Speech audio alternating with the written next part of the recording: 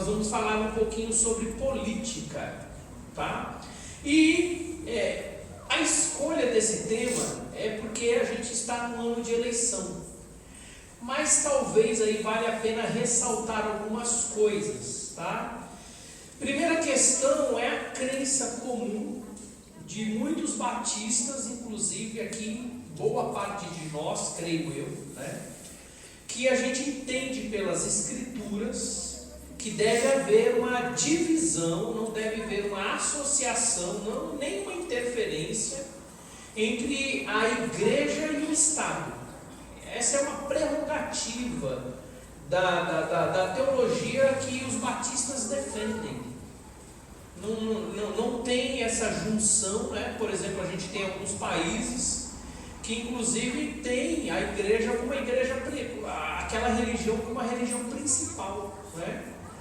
E então nós não advogamos isso, nós não aceitamos isso, tá? É uma crença que nós temos. Uma segunda crença que nós temos é a responsabilidade pessoal. Então nós seremos prestadores de contas diante do Senhor pelas nossas decisões, pelas nossas interpretações, pela forma como desenvolvemos a nossa vida cristã, nossa obediência ao Senhor. Então essa responsabilidade da alma, essa responsabilidade pessoal também é uma prerrogativa que os batistas defendem, entendem nas Escrituras. Então a gente não trata de uma forma, social, nós não entendemos que as responsabilidades é vista como um todo, mas cada um de nós temos responsabilidades pessoais diante do Senhor. Por que nós estamos dizendo isso? Porque não é costume das igrejas batistas trazer o tema de política no público.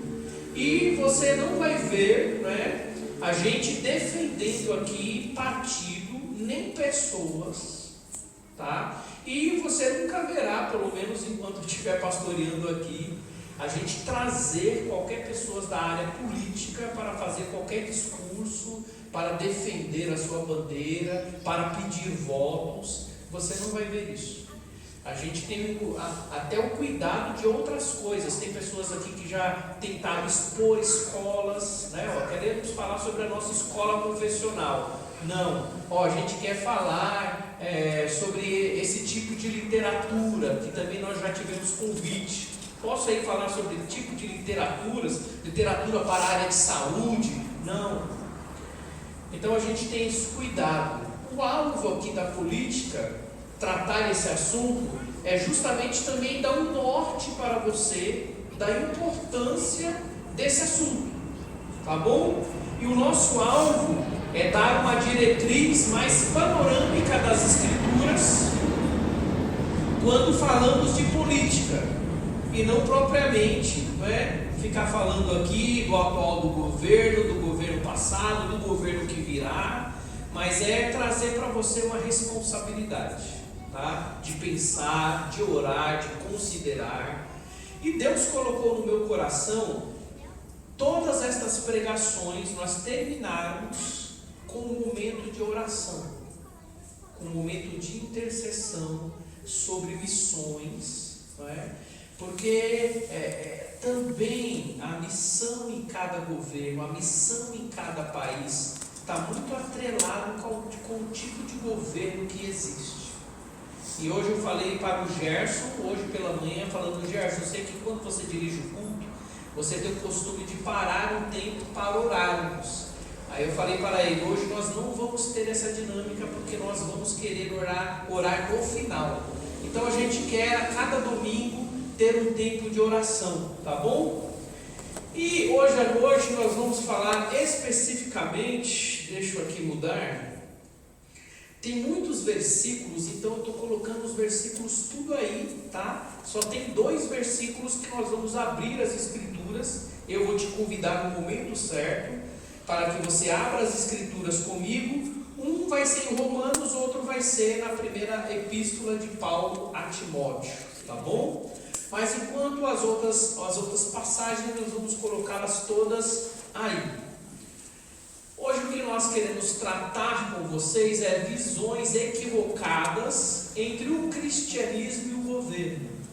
Queremos abordar este assunto e nós vamos ver hoje 4 visões equivocadas. Quero compartilhar sobre elas com cada um dos irmãos. A primeira visão é que o governo deve impor a religião. A gente tem um problema aqui, né? Primeiro é o ponto. O que defende-se aí? Defende-se que o governo civil deve obrigar as pessoas a apoiar ou seguir determinada religião. Então, essa é uma visão equivocada quando a gente encontra um governo em que ela quer obrigar as pessoas a apoiar ou seguir determinada religião. Por que problema? Porque eu estou trazendo alguns exemplos de tantos outros que existem aí afora. Primeiro exemplo, eu falei hoje pela manhã. No século XVI, por exemplo, você tem um grupo de pessoas que são seguidoras de Jesus, que eles entenderam que a igreja, a comunidade cristã, deveria ser formada somente por aquelas pessoas que professam a sua fé. E eles entenderam então que as pessoas que deveriam fazer parte da igreja deveriam não somente então professar a sua fé, e somente depois de professar a sua fé que deveriam ser batizadas. Então o batismo para esse grupo de pessoas deveriam ser praticamente mais os adultos, porque depois que eles confessaram a sua fé pública em Cristo Jesus, entenderam que são pecadores, e esse grupo ficou conhecido como anabatistas. Então, por entender que a igreja deveria ser feita pelos crentes, pelos seguidores de Jesus, e não como se fosse realmente uma igreja, né, imposta pelo Estado, eles foram perseguidos. Inclusive nós temos 2 grupos: os reformadores, a igreja reformada, nós temos os luteranos, que foram grandes perseguidores dos anabatistas, que hoje recebe o nome foram conhecidos depois como menonitas, né? Se você colocar lá qualquer pesquisa sobre perseguição aos anabatistas, você vai perceber que é ali, depois da reforma, entre 1550 até 1600, ou seja, século XVI. Por quê? Esse grupo estava sendo perseguido porque entendia, né, que estava fora dos ditos, né, de uma direção governamental. Outra questão aqui, a gente tem, bem antigo mesmo, né? Mas nós temos uma mudança na Europa, na primeira metade do século XVII. Essa mudança é causada por uma guerra entre católicos e protestantes. Protestantes somos nós.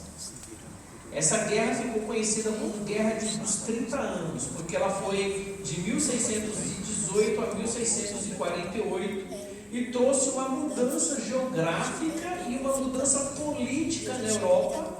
Essa Guerra dos 30 anos, que foi realmente, o estopim dessa guerra foi uma guerra religiosa entre católicos e protestantes.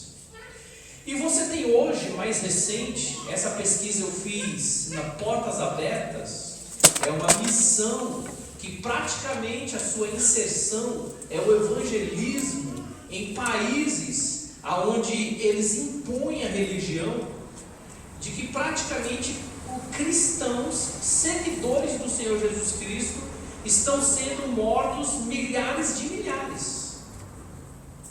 E os 13 piores países, né, nesse sentido, são estes daqui: Coreia do Norte em primeiro lugar, Somália em segundo lugar, Líbia, aqui nós estamos falando, né, do extremo oriente, estamos falando aqui Somália e Líbia, nós estamos falando da África, Eritreia, olha, Nigéria também é da África, mas Iêmen, Paquistão, Afeganistão, Irã, Arábia Saudita, é tudo ali no Oriente Médio, Índia, Sudão, Eritreia, todos esses 13 países são os 13 países listados onde a religião, o governo, ele assumiu uma religião. Então aqui nós temos aqui, são muçulmanos, a Índia aqui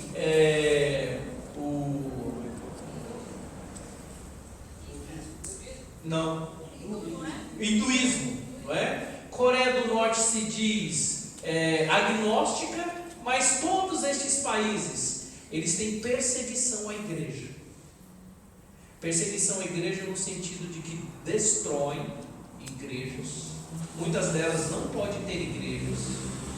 Quando sabem que naquela casa tem famílias cristãs, às vezes entram naquelas casas, queimam aquelas casas, às vezes matam os homens, judiam das mulheres, das crianças, matam as mulheres, matam as crianças, e o governo apoia. O governo é a favor disso. São os países mais difíceis hoje de evangelismo. São esses 13 países. Por quê? O governo deve impor a religião. Essa é a ideia, não é? Mas eu quero ver algumas coisas aqui com vocês. A primeira delas aqui é que Jesus, ele faz distinção entre o reino de Deus e o de César. E aí nós temos uma passagem bíblica, Mateus 22, que está aí, diz assim, verso 17: dize-nos, pois, que te parece? É lícito pagar tributo a César ou não? Jesus, porém, conhecendo a malícia, respondeu: por que me experimentais, hipócritas? Mostrai-me a moeda do tributo. Trouxeram-lhe um denário. E ele lhes respondeu: de quem é essa efígie e inscrição? Responderam: de César. Então lhes disse: dai, pois, a César o que é de César, e a Deus o que é de Deus. Jesus aqui, ele já faz uma distinção de dois âmbitos totalmente distintos. Totalmente distintos. Jesus mostra que deve existir dois âmbitos distintos de influência, um para o governo e um para a vida religiosa do povo de Deus. E mais, os governos civis devem dar liberdade no tocante à fé religiosa para que as pessoas escolham seguir ou não. O que é de Deus não deve estar debaixo do controle do governo civil. Isso pode ter chocado um pouquinho, porque aqueles judeus, eles podem estar nos seus pensamentos com todo o pano de fundo do Antigo Testamento. O Antigo Testamento tinha o ideal de teocracia. Até mesmo não era o ideal de Deus ter a pessoa do rei. Você olha o livro de Juízes, você vai perceber que Deus levantava líderes, e esses líderes muitas das vezes conduzia, não é, uma libertação de Israel, mas conduzia também o povo para se voltar a uma adoração correta a Deus. Mas num dado momento, esse povo israelita, debaixo desses juízes, debaixo desses líderes, eles quiseram um rei. E dá para você lembrar Samuel, né, discutindo com Deus, conversando com Deus, e Deus falando para Samuel: não é você que eles estão rejeitando, porque Samuel, ele foi considerado o último juiz. Não é você que eles estão rejeitando, é a mim. Mas Deus levanta reis, líderes de governos civis, e esse governo civil precisa considerar a pessoa de Deus, precisa se voltar para o Senhor. Então ainda tinha essa junção de uma visão teocrática. Mas quando esses judeus no Novo Testamento faz essa pergunta para Jesus, Jesus ele não toma o modelo do Antigo Testamento, ele faz uma divisão aqui. O que é de César, dá a César. O que é de Deus, dê a Deus. Dois âmbitos distintos. Poderia ter chocado os judeus daqueles dias, que esperavam o Messias, que tivesse uma incursão, tivesse uma ação política, libertar o povo judeu debaixo de um império romano. Mas esse não era o alvo do Senhor Jesus Cristo, como Messias. Não era uma incursão de gestão humana, de gestão civil, de governo civil. E aqui ele sedimenta isso. Aqui ele fala, olha, há distinção entre o reino de Deus e o reino de César. Uma segunda coisa que nós podemos observar é que Jesus não tentou obrigar as pessoas a crerem nele, como se fosse uma imposição. Porque quando você tem um governo que quer impor uma religião, às vezes a pessoa não está importando com a sua fé. Nós temos um episódio de Lucas 9, 52 a 56, deixei aí também. E enviou um mensageiro que o antecedesse. Jesus está descendo para Jerusalém. Ele está descendo para ser crucificado. Ele sabe que vai ser a sua última descida. Isso acontece em Lucas 9. Mas praticamente 50% desse evangelho é a saída de Jesus da Galileia para descer, para subir para Jerusalém, que era uma parte mais alta mesmo, e lá dar a sua vida. Mas eles têm que passar por meio de Samaria. E aí ele enviou mensageiros que o antecedessem, indo eles entraram numa aldeia dos samaritanos para lhe preparar pousada, mas não receberam, porque os aspectos deles eram de quem decisivamente ia para Jerusalém. Vendo isso, os discípulos Tiago e João perguntaram: Senhor, queres que mandemos descer fogo do céu para os consumir? Se você não tem ali um grupo de civil, se você não tem um grupo ali, né, para receber Jesus, Tiago e João estavam falando: olha, vamos impor. Os outros vilarejos não têm respeito pelo Senhor. Vamos impor que eles te aceitem, vamos impor a força. Quer que a gente mande alguma coisa do céu aí? Porque aí é só o Senhor mandar. Jesus está no seu ápice, Jesus é conhecido, Jesus já realizou muitos feitos. Mas o que diz o versículo 55? Jesus, porém, voltando-se, fez o quê? Os repreendeu. Os repreendeu. E disse: vós não sabeis de que espírito sois, pois o Filho do Homem não veio para destruir as almas dos homens, mas para salvá-las. E seguiram então para outra aldeia. Então Jesus não faz, naquela ação ali, uma ação de que as pessoas eram obrigadas a crer nele. É o ministério do Espírito Santo, convencimento. E esse convencimento, ela acontece nos corações. É alguma coisa que vem de dentro para fora, mas não uma pressão de governo, não é? E é isso que acontece nesses países. Esses países em que o governo deve impor a religião. Uma outra coisa que nós podemos perceber é que um reino que não é deste mundo, o reino de Jesus. Diz o texto ali: respondeu-lhe Jesus: o meu reino não é deste mundo. Ele falando ali para Pôncio Pilatos: se o meu reino fosse deste mundo, os meus ministros se empenhariam por mim, para que não fosse eu entregue aos judeus. Mas agora o meu reino não é daqui. Então a gente não pode entender qualquer governo civil como o reino de Deus sendo estabelecido, de forma alguma. Olha, quando essa nação reconhecer Jesus, o Brasil reconhecer Jesus, e outros países reconhecerem Jesus, então é o reino de Deus que está sendo estabelecido na terra. Não é isso que a palavra de Deus coloca, né? Enquanto os reinos terrenos são estabelecidos por poder militar, o reino de Jesus é estabelecido pelo poder do Evangelho. Para adentrar no reino de Deus, é só por meio do Evangelho de Cristo Jesus. Não tem outra porta, não tem outro caminho. E por fim, nesse primeiro ponto, não há como impor uma fé autêntica e salvífica. Não tem como você impor.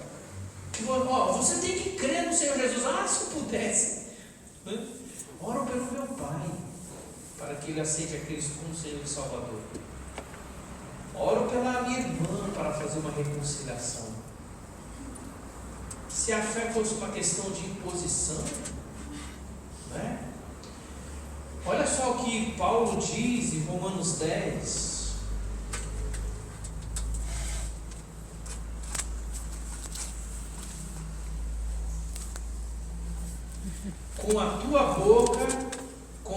Se com a tua boca confessares a Jesus como Senhor, e aonde? Em teu coração creres que Deus o ressuscitou dentre os mortos, será salvo.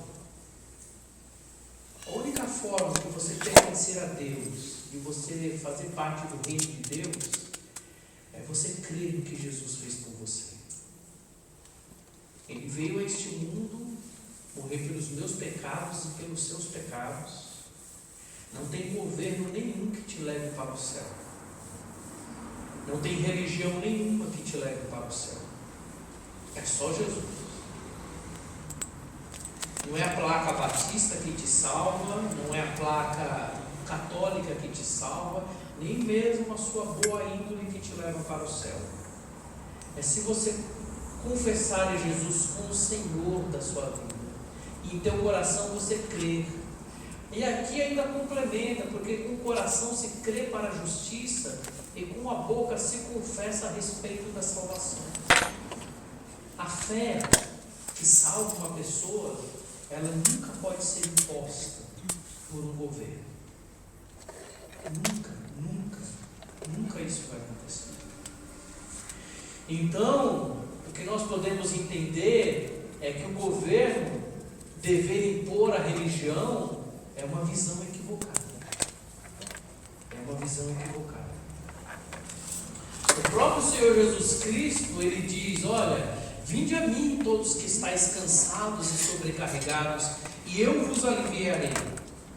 Tomai sobre vós o meu jugo e aprendei de mim, porque sou manso e humilde de coração, e achareis descanso para a vossa alma, porque o meu jugo é suave e o meu fardo é leve.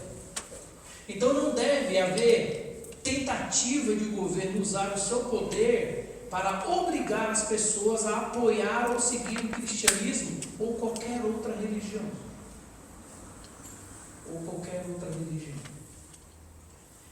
Então qual é o nosso motivo de oração aqui? Para que o Evangelho possa chegar em países que impõem a sua religião. E a gente tem muitos países que fazem isso, principalmente quando impõem a religião muçulmana. Impõe, e se você ali crê em Cristo Jesus, você corre, de certa forma, perigo de vida. Então nós temos muitos crentes que saem dos seus países, como o pastor José Arthur Limeira, e adentram nesses países, onde eles tentam impor hinduísmo, muçulmanismo, e requer então a nossa oração, a nossa intercessão. Isso deve fazer parte da sua oração. Uma segunda coisa que a gente pode perceber aqui: o governo deve impor a religião, isso é uma visão equivocada, mas o governo deve excluir a religião, também é uma visão equivocada. A religião aqui, qual é o ponto, né? A religião deve ser excluída inteiramente. E é isso que a gente quer chamar a atenção, né? Inteiramente do governo e da política. Qual é o problema? Por exemplo, eu falei um pouco hoje de manhã, proibir em escolas públicas o ensino bíblico entre os alunos. Eu comentei hoje pela manhã, quando eu era jovem, a gente na nossa igreja, os nossos jovens, nós tínhamos na nossa igreja pessoas que eram diretores e também coordenadores de escola pública, em que abriam as suas escolas, tinham autorização de abrir as suas escolas, para que nós pudéssemos ir lá pregar o Evangelho. Eu lembro que como jovem, a gente fez peças teatrais e eu tive a oportunidade de pregar. Que Deus me deu a oportunidade de liderar os jovens lá no Jardim Ângela, onde eu congregava. Lá os próprios líderes eram os jovens. eu tive a oportunidade de pregar a palavra lá. Também eu casei em 2002 com a Sidneia. Nós estávamos fazendo o seminário, e naquele ano nós preferimos não estudar no seminário. E aí a Sidneia, ela dava aula na igreja dela, Igreja Batista Regular em Jardim Guarujá, e ela dava aula para as crianças. Eu falei: por que você não vai fazer a PEC? Por que a gente não faz a PEC? A PEC é uma escola aqui na Estação Santa Cruz que prepara pessoas para o ministério com crianças. Eu fiz um curso de 1 ano com ela, e lá nós conhecemos o quanto que aquele ministério, eles tinham um ministério dentro das escolas, pregando o evangelho para as crianças. Eu creio que hoje a escola pública já não está permitindo mais isso. Não está permitindo. Também eu coloquei aí retirar símbolos cristãos de espaço público. Tem lugares aí que eles tiram estátuas. Se você pesquisar na internet processos de solicitação de tirar ícones cristãos de espaço público, você vai ver que no Brasil aqui já tem muitos pedidos. Tirar, por exemplo, o símbolo, né? Ali o crucifixo, né? Olha, é um símbolo, a cruz é um símbolo. E tem pedidos de tirar de espaço público. Outra coisa também, proibir o exercício de capelania. Então o hospital, pastor Nino, falei hoje pela manhã, tem um ministério excelente aqui no Hospital São Paulo. Tem ministério também entre local que asilos. Mas você tem hoje um concurso público para ser capelão da Marinha. Você hoje tem concurso público para ser um pastor dentro do Exército, da Aeronáutica. Eu mesmo já olhei isso daí, né? Pastor formado pode prestar concurso lá, né? Você não teria mais isso. Entrar dentro de hospitais, capelania hospitalar, não. Tem capelania que é feito junto à polícia militar. Tem um índice enorme de pessoas que se suicidam dentro da polícia, pessoas que atentam contra a própria família dentro da polícia. Tem uma capelania forte na polícia militar. Isso daí tem que ser retirado, não é? A questão de você orar em discursos públicos. Você tem um texto lá, a pessoa está sendo empossada, não pode ter o nome de Deus, não pode ter uma oração. Então, por outro lado, quando a gente exclui inteiramente do governo e da política, isso daqui pode acontecer, e já tem alvos para que isso aconteça no Brasil. Já tem, né? O que nós podemos entender aqui? A primeira coisa que nós podemos entender é que isso afasta do governo. É o primeiro subponto aqui: ensinamentos de Deus a respeito do bem e do mal. Olha só o que Paulo diz em Romanos: visto que a autoridade, o governo civil, é ministra, ela é uma serva. A palavra de Deus diz que o governo civil é nas mãos do Senhor uma serva.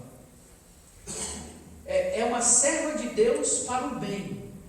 Entretanto, se fizeres o mal, teme, porque não é sem motivo que ela traz a espada, pois é ministra, é serva de Deus. Essa serva é uma palavra sinônima de ministro. É vingador para castigar e praticar o mal. Então, se você tira princípios que podem nortear o governo, se você tira absolutos das escrituras, que muitas vezes o governo ele observa, que muitas vezes o governo pode ouvir, você está tirando a oportunidade desta serva ficar disfuncional, né? Uma outra coisa que a gente vai observar é o livro de Pedro, que vai dizer assim: sujeitai-vos a toda instituição humana por causa do Senhor, quer seja o rei como o soberano, quer as autoridades, porque é como enviado por Deus essas autoridades, tanto para o castigo dos malfeitores, como para louvor dos que praticam o bem. Então, excluir a religião do governo é eliminar de todo o país qualquer noção da existência de padrão moral absoluto ou qualquer noção da existência de uma forma clara de distinguir entre o certo e o errado. Irmãos, isso já está acontecendo. Por exemplo, o conceito de família já se trabalha muito para tirar isso do governo civil. Por exemplo, na escola, hoje já tem uma dificuldade de você celebrar, por exemplo, o dia do pai, o dia da mãe. Porque se você está numa sociedade onde você tem um apoio ao homossexualismo, você vai ter 2 homens e 2 mulheres. E ali está, ao invés disso, é o dia da família. Dia da família. Por quê? Porque o governo, ele se afasta, às vezes, desses absolutos, desses padrões. E já perde essa distinção entre o certo e o errado. Na nossa sociedade, há 40 anos atrás, há 30 anos atrás, você não tinha na lei, uma lei de divórcio. Hoje, a nossa sociedade, você não precisa nem ir para um poder judiciário. Às vezes, mesmo no cartório, você já facilmente se divorcia. E se você nem quiser casar, você pode instituir uma união estável. Então, cada vez mais que a igreja, que o governo vai se afastando de princípios norteadores que vêm da parte de Deus, mais dificuldade ela terá. E mais a gente também vai ver situações que antigamente nós não víamos. Então, uma outra coisa que a gente pode perceber também é que isso deixará o governo totalmente secular. O que é secular? O governo ele já não tem Deus como base, já não tem um reconhecimento, né, de que Deus é o Senhor, mas muitas das vezes ainda traz princípios judaico-cristãos. O Oriente, todo o Ocidente trouxe na sua história princípios judaicos cristãos. E hoje o que mais se faz é tentar desconstruir princípios judaico-cristãos, bíblicos. Então aqui respondeu Jesus: o meu reino não é deste mundo. Estou tentando acompanhar aqui. O meu reino não é deste mundo. Se o meu reino fosse deste mundo, os meus ministros se empunhariam por mim, para que não fosse eu entregue aos judeus. Mas agora o meu reino não é daqui. Então lhe disse Pilatos: logo tu és rei? Respondeu-lhe Jesus: tu dizes que eu sou o rei. Tu dizes que sou rei. Eu para isso nasci, para isso vim ao mundo, a fim de dar testemunho da verdade. Todo aquele que é da verdade ouve a minha voz. E aí eu deixei até em negrito. Perguntou-lhe Pilatos: que é a verdade? Hoje já não se tem em muitas sociedades a defesa de absolutos, a defesa de valores que são inegociáveis. A gente não sabe se essa pergunta de Pilatos foi um deboche. A gente não sabe se essa pergunta de Pilatos foi uma pergunta séria, uma dúvida real que ele tinha. Mas hoje, praticamente na nossa sociedade, é uma pergunta que muitas vezes não tem resposta mais. O que é a verdade? A gente vive num mundo muito relativo. O que é a verdade para você não é para mim. Respeita a minha verdade que eu respeito a sua. Então o mundo cada vez mais secularizado é um mundo sem absolutos, é um mundo sem princípios. E aí a gente traz aqui a exclusão da religião do governo, se não tem nenhum princípio para observar, para o governo também olhar, tem de partir do pressuposto de que não existe, se ela excluir a religião totalmente. Então essa perspectiva torna o governo totalmente secular, com a forte tendência de eliminação de todos os padrões morais absolutos, a verdade que se baseiam de algum modo, de convicções que vêm da religião, e é para nós aqui, de convicções que vêm das Escrituras. Uma terceira coisa para nós estarmos terminando esse segundo ponto: isso afasta o governo de ensinamentos de Deus a respeito do bem e do mal, quando eu excluo totalmente a religião. Isso deixa o governo totalmente sem base, secular, cada vez mais, e o governo deixará de receber conselhos vindos do povo de Deus. Muitos profetas do Antigo Testamento falaram às nações estrangeiras a respeito dos pecados dela. A gente está numa leitura de 2 anos que a gente chama Rali Terra-Céu, e a gente passou aí por estes meses por Isaías, por Jeremias, aí a gente está terminando agora Ezequiel. Tem vários blocos de passagens aí que vem a sentença de Deus contra as nações, vem a fala de Deus para as nações a respeito de seus pecados. Se a gente não tem uma voz que possa estar dizendo também ao governo civil dos seus erros e de seus pecados, não é? Então você tem, por exemplo, Amós 1 e 2, nós temos o livro de Obadias, o livro de Jonas, o livro de Naum, Abacuque capítulo 2, Sofonias capítulo 2, você tem várias passagens das Escrituras, onde Deus está falando com povos que não são os israelitas, e usando aquele que o representava, no caso aqui a nação de Israel, para falar a esses povos. Mas você também tem aqui alguns exemplos mais especiais. Daniel diz assim: portanto, ó rei, aceita o meu conselho e põe termo pela justiça em teus pecados e em tuas iniquidades, usando de misericórdia para com os pobres, e talvez se prolongue a tua tranquilidade. Foi usado Daniel para trazer conselho ao governo civil. Também nós temos aqui no âmbito do Novo Testamento João Batista. Assim, pois, como muitas outras exortações, anunciava o evangelho ao povo, mas Herodes, o tetrarca, sendo repreendido por ele, por causa de Herodias, mulher de seu irmão, e por todos os males que o mesmo Herodes havia feito, acrescentou ainda sobre todas o de lançar João no cárcere. João Batista soube que este Herodes aqui, ele estava tendo um caso com a sua cunhada, Herodias.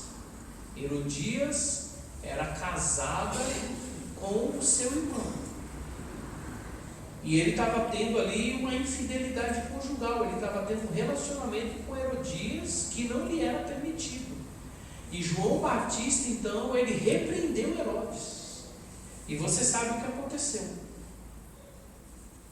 Herodias pediu para que a filha, que dançou para Herodes, dançou e deixou Herodes tão maluco, que ele falou: me pede a metade do reino que eu lhe dou. O que você quer? Aí ela corre para Herodias, para sua mãe, e fala: mãe, o que eu peço? Herodias, sabendo daquela reprovação de João Batista, fala bem assim: pede a cabeça de João Batista. Herodes foi lá e colheu a cabeça de João Batista. Um homem temente a Deus, levando diretrizes do Senhor para o governo civil. Você também tem Paulo. Passados alguns dias, vindo Félix com Drúxila, sua mulher, que era judia, mandou chamar Paulo e passou a ouvi-lo a respeito da fé em Cristo Jesus. Mas Paulo não só falou da fé acerca de Cristo Jesus, mas o resultado da fé é uma vida de justiça, uma vida de domínio próprio e também juízo vindouro. Quando Paulo começou a dar o seu testemunho de fé em Cristo Jesus, o que significa seguir a Cristo, o que significa ser um governador excelente, diz que Félix ficou amedrontado com o que ele disse. Talvez Paulo tenha inquirido sobre a direção dele no Império Romano, se ele estava dentro do padrão de Deus.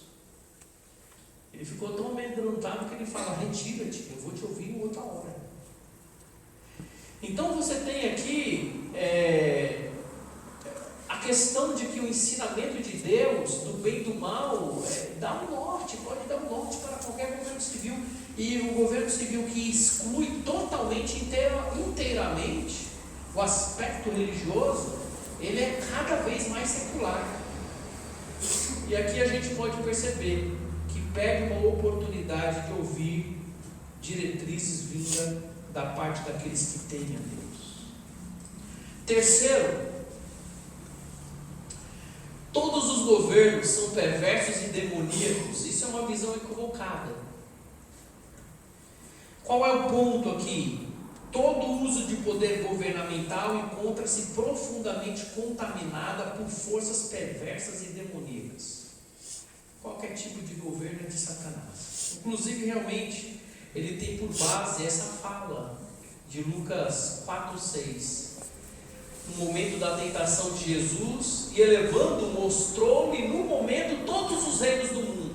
Disse-lhe o diabo: dar-te-ei toda esta autoridade, a glória destes reinos, porque ela me foi entregue, e a dou a quem eu quiser. Portanto, se prostrado me adorares, toda será tua. O diabo diz ali que todos os reinos foram entregues a ele. A pergunta é: será? Será? Primeira coisa que a gente deve saber da fala de Satanás.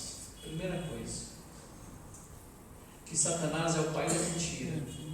Vós sois do diabo, que é o vosso pai, e quereis satisfazer-lhes os desejos. Ele foi homicida desde o princípio, jamais se firmou na verdade, porque nele não há verdade.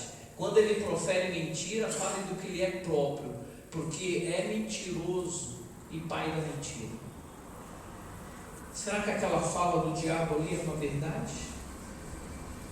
Aquele cuja característica é ser mentiroso?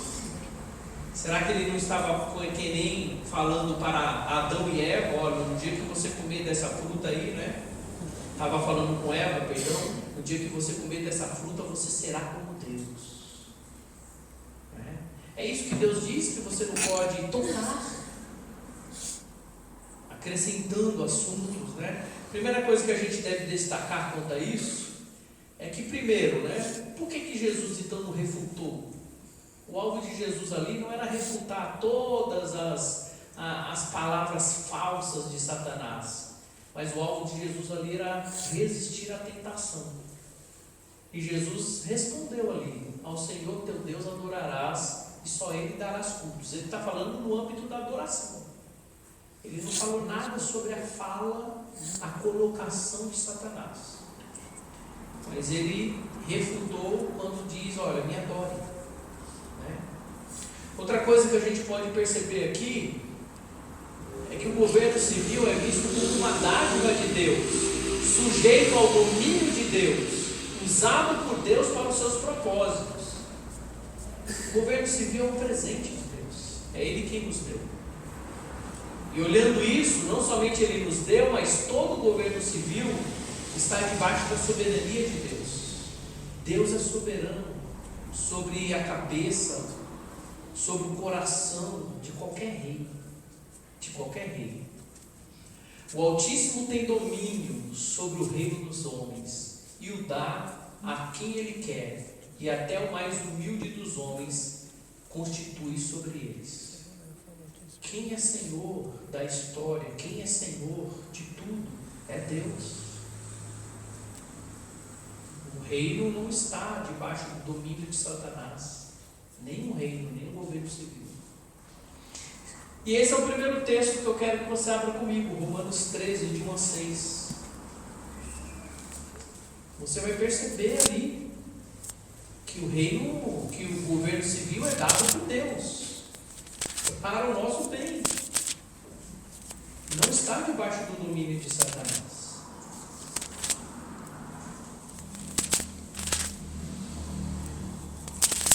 Eu estou lendo aqui dos versos de 1 a 6 que diz assim: todo homem esteja sujeito às autoridades superiores. Aqui está falando sobre o governo civil. Porque não há autoridade que não procede de Deus. Qual é a fonte da autoridade civil? É de Satanás ou é de Deus? De Deus. E as autoridades que existem foram por ele instituídas. Em última instância, é o Senhor que está permitindo. De modo que aquele que se opõe à autoridade resiste à ordenança de Deus. Não está dizendo que a gente resiste à ordenança de Satanás. E os que resistem trarão sobre si mesmos condenação, porque os magistrados não são para temor quando se faz o bem, e sim quando se faz o mal. Queres tu não temer a autoridade? Faz o bem e terás louvor dela. Então é uma dádiva. Diz mais no verso 4: visto que a autoridade é ministra de Deus, ou seja, é uma serva de Deus para o teu bem, entretanto, se fizeres o mal, teme, porque não é sem motivo que ela traz a espada, pois é serva de Deus, vingador para castigar os que praticam o mal. É necessário que estejais sujeitos, não somente por causa do temor de punição, mas também por dever de consciência. É interessante essa frase, por questão de dever de consciência. Por esse motivo também, pagai tributos, porque são ministros de Deus, atentando constantemente a este serviço. O que nós podemos entender aqui, olhando ainda para mais um versículo: sujeitai-vos a toda instituição humana por causa do Senhor. Já lemos essa passagem. Quer seja o rei como soberano, quer as autoridades como que enviadas por ele, por Deus, tanto para castigo dos malfeitores como para o louvor dos que praticam o bem. O que a gente pode entender dessas passagens é que Paulo e Pedro consideram que o governo civil na realidade se opõe à ação de Satanás, porque ela existe para punir os que praticam o mal e ela existe para honrar os que fazem o bem. Agora aqui tem uma observação. É claro que Satanás pode influenciar alguns ou vários indivíduos no governo. Contudo, esse governo não está no controle de Satanás. A gente tem que entender isso, né? Eu não creio que aquela fala de Satanás seja a verdade. E o último ponto: visões equivocadas. O governo deve impor a religião, o governo deve excluir totalmente a religião. Todos os governos são perversos e demoníacos. E a última, a igreja. Quando eu falo aqui igreja, eu estou falando nós, como pessoas individuais. Cada crente deve se dedicar ao evangelismo, sem pensar na sua responsabilidade política. Mais uma vez, você não vai ver como um grupo aqui, você não vai ver como uma comunidade reunida aqui, a gente trazendo um político para falar, para defender, para colocar sua causa, para pedir voto. Mas uma coisa é certa: você deve priorizar o evangelismo na sua vida, o evangelismo pessoal, mas saber que, como também o seguidor de Jesus, você tem que se responsabilizar também pela a sua cidadania, aonde você está. Você também tem que pensar na sua responsabilidade política. Isso é importante. Então aqui o erro, sem pensar, né? Qual é o ponto aqui? Apenas pregar o evangelho. Este é o único modo pelo qual os cristãos têm esperança de transformar o coração das pessoas. Realmente ele transforma o coração das pessoas, mas sem a necessidade de impactar a nossa sociedade. Então aqui é essa questão. Primeiro ponto, a gente caminhar para a finalização. O evangelho, ela tem que impactar a sociedade. Olha só, antes de tudo, Paulo falando a Timóteo, capítulo 2, versículo 1 e 2. Antes de tudo, pois exorto, que use a prática de súplica, oração, intercessões, ação de graças, em favor de todos os homens. E aí Paulo vai dizer bem assim: em favor dos reis, de todos os que acham investidos de autoridade. Para que o quê? Para que nós possamos viver uma vida tranquila, mansa. E ele ainda acrescenta: com toda piedade e respeito. Ele está dizendo que o crente deve se importar com os aspectos governamentais, ao ponto de ser parte. Ser parte aí, várias palavras Paulo está usando. Ser parte da sua súplica, você deve realmente suplicar. Você deve se preocupar com o que está acontecendo e suplicar. Você deve orar, você deve interceder, e quando as coisas estão indo bem também, quando Deus está abençoando, no sentido de que está combinando, se adequando com a sua palavra, diz aqui que você também tem que entrar com ações de graça. Você tem que ter um coração grato também.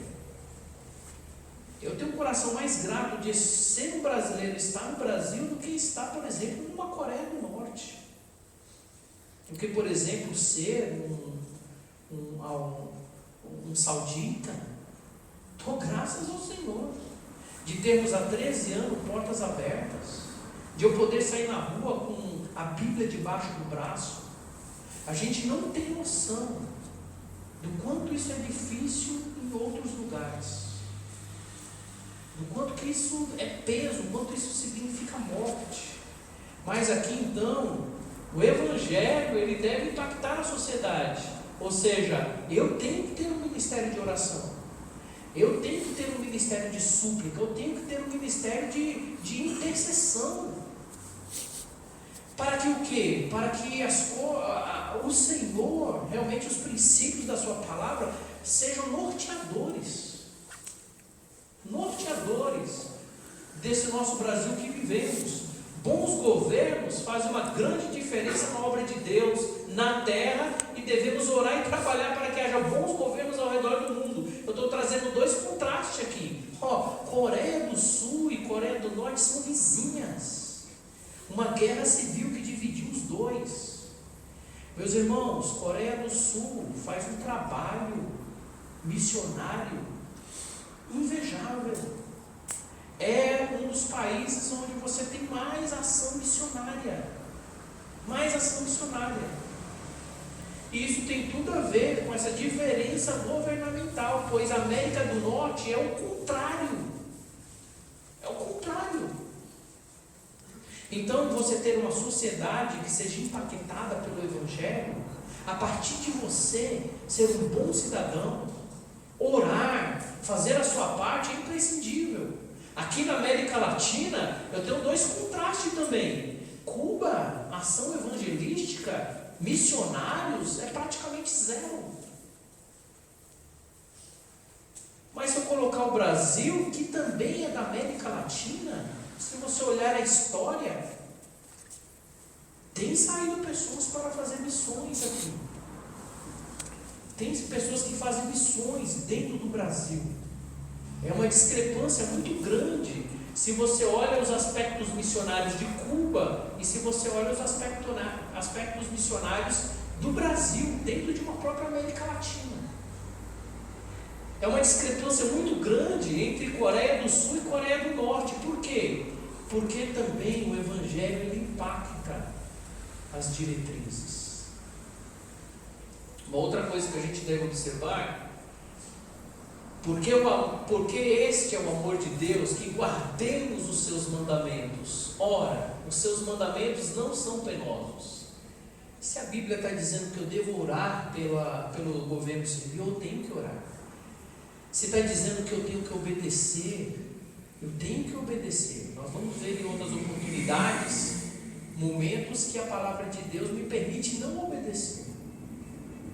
Mas está dizendo lá que é para justamente o nosso bem que o governo civil é instituído.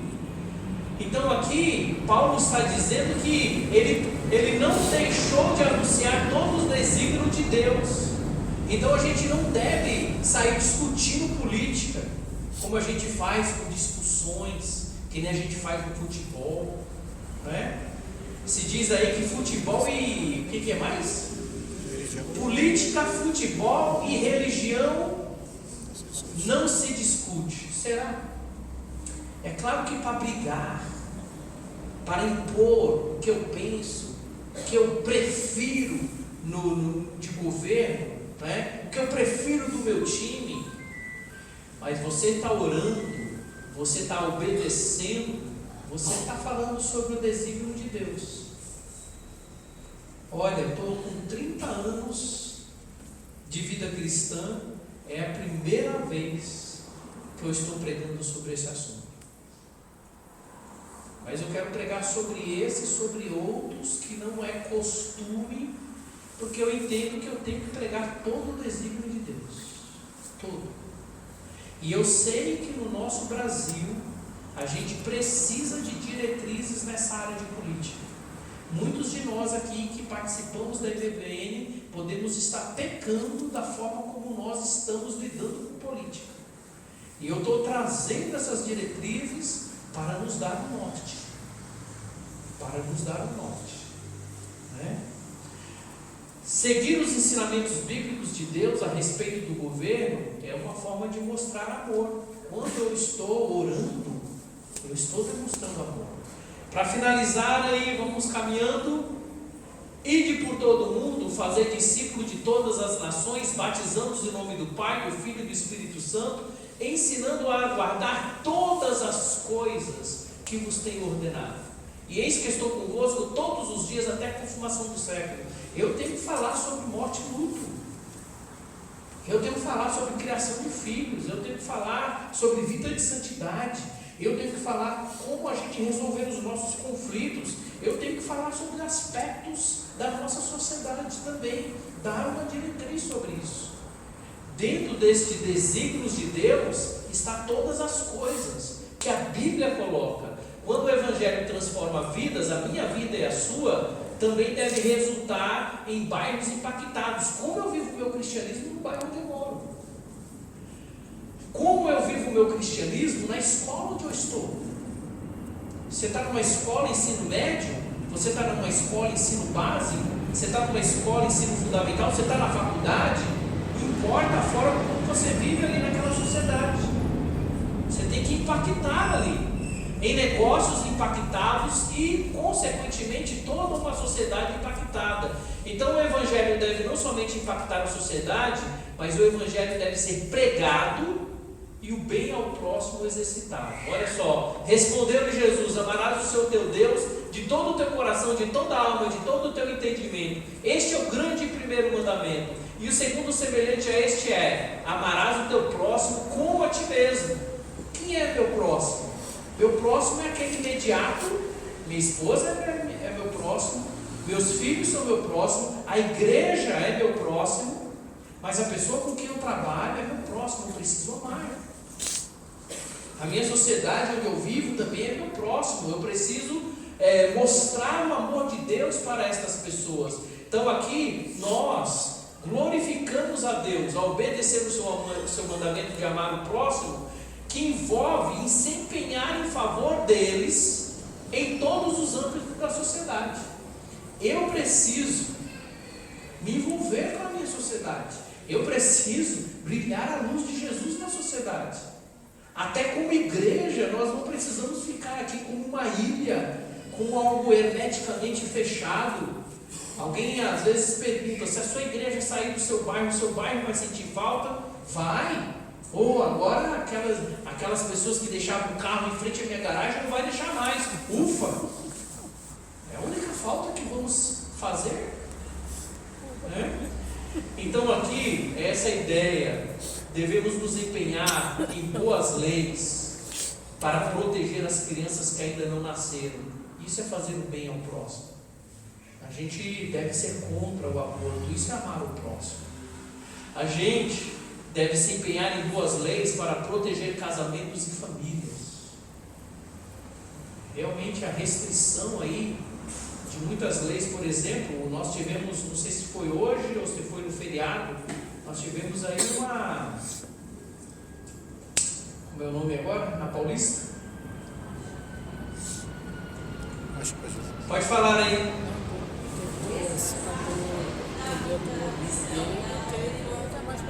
Foi no Parada? Foi no anterior?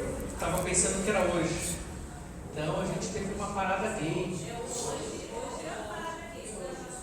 Hoje, nós temos uma parada gay hoje, né? Na Avenida Paulista. Essa parada gay, é uma das maiores do mundo. Se eu, como cristão, que tenho princípios judaico-cristãos sobre a família, não amar o meu próximo, não ser pró-leis que protegem o casamento e a família, aí outras coisas, devemos nos empenhar em boas leis para proteger as crianças de influências morais corruptas que desejam usar a sala de aula para ensinar que todo tipo de experiência sexual fora do casamento é válido, que não é nada de errado com pornografia. Não sei se você já observou, todo o metrô, você entra lá, o que tem um monte ali?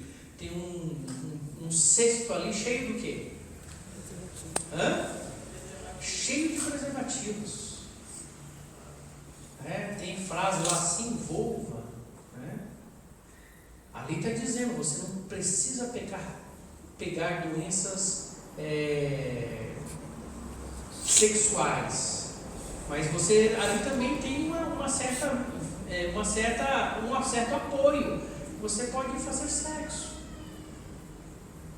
antes do casamento. Está aí. É só você se proteger, mas seja livre, seja feliz. E às vezes isso daqui é o que é ensinado na nossa sociedade. Uma forma de amar é também a gente se posicionar. E a gente pode fazer isso na nossa conversa dentro de casa, na nossa conversa com os parentes, na nossa conversa com os amigos de trabalho. Colocar os nossos princípios cristãos. Eu não estou falando de pegar bandeira, não estou falando fazer passeata. É você assumir o seu papel dentro da sociedade. Assumir. Por fim, o Evangelho deve ser pregado e o bem exercitado. Olha só essas passagens. Enquanto tivermos a oportunidade, façamos o bem a todos. Quem são todos? Mas principalmente a família da fé. Assim brilhe também a vossa luz diante dos homens, para que vejam as vossas boas obras e glorifiquem o vosso Pai que está no céu. Pois somos feitura de Deus, criado em Cristo Jesus, para as boas obras, a quais Deus de antemão preparou para que andássemos nelas. Versículo como esse extrapola o contexto cristão. Aonde nós estivermos andando, temos que ser testemunhas eficazes de Cristo Jesus. Eu tenho que pregar o Evangelho, mas eu também tenho que me importar com o meu testemunho, com o meu impacto dentro da sociedade. Então eu preciso ver os óculos de Deus sobre vários assuntos para poder dar uma diretriz no meu testemunho. Então devemos fazer boas obras no contexto de hospital, de escola, de negócios, de bairro e também a sociedade, inclusive por meio do governo. Temos que impactar.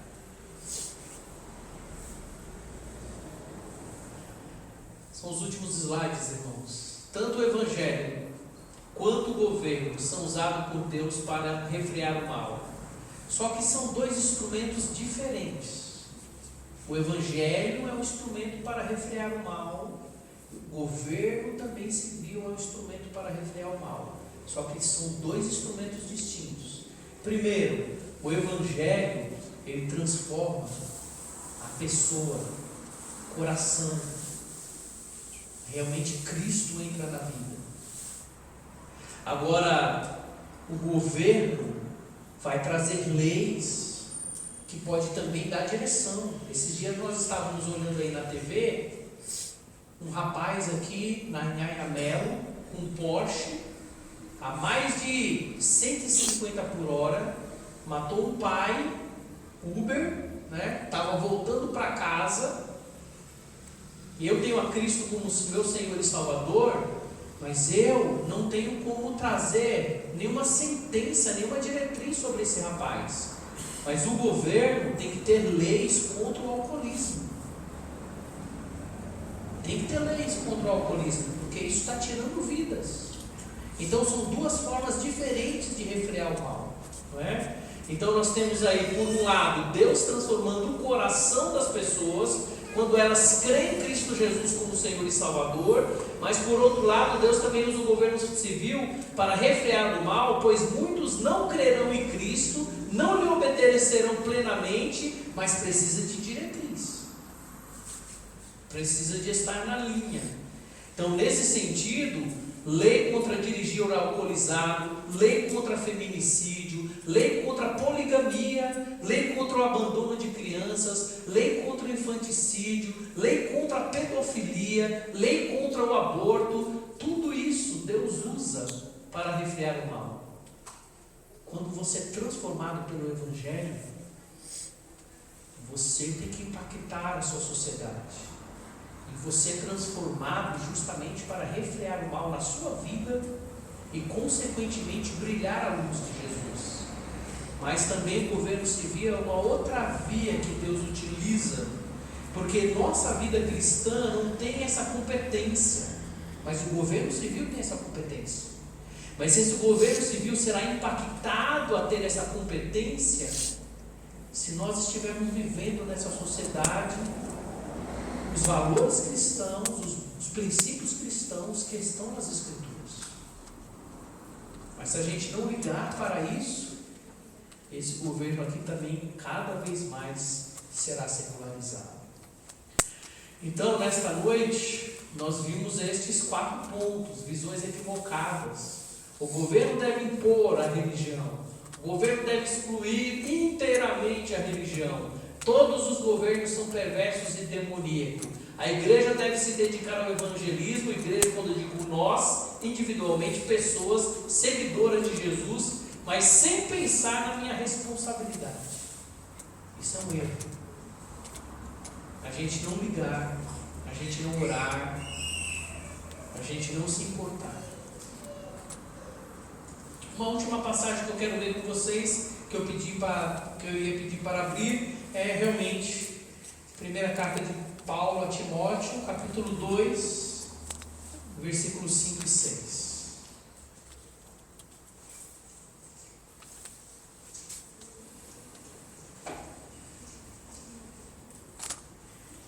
Primeira carta de Paulo a Timóteo, capítulo 2, versículos 5 e 6, diz assim: porquanto há um só Deus, e só um mediador entre Deus e os homens, e essa pessoa é Jesus Cristo, homem, o qual a si mesmo se deu em resgate por todos, testemunho que se deve prestar em tempos oportunos.